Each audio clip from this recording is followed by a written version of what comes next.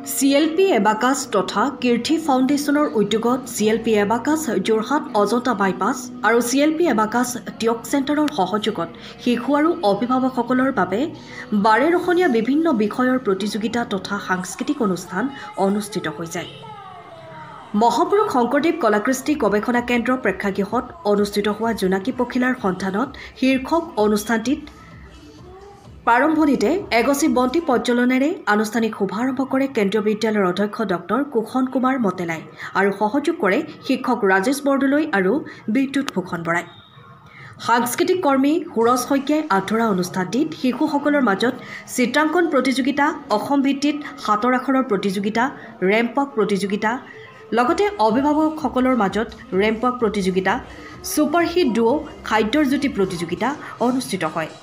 লগতে এক বৰ্ণাঢ্য সাংস্কৃতিক অনুষ্ঠানৰো আয়োজন কৰে।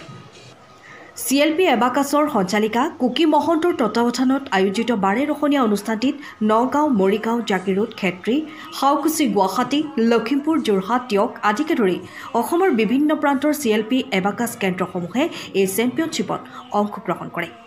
অনুষ্ঠানটিত বহুকেইগৰাকী অতিথি উপস্থিত থাকে। ব্যুৰো ৰিপৰ্ট, পোহৰ লাইভ 8।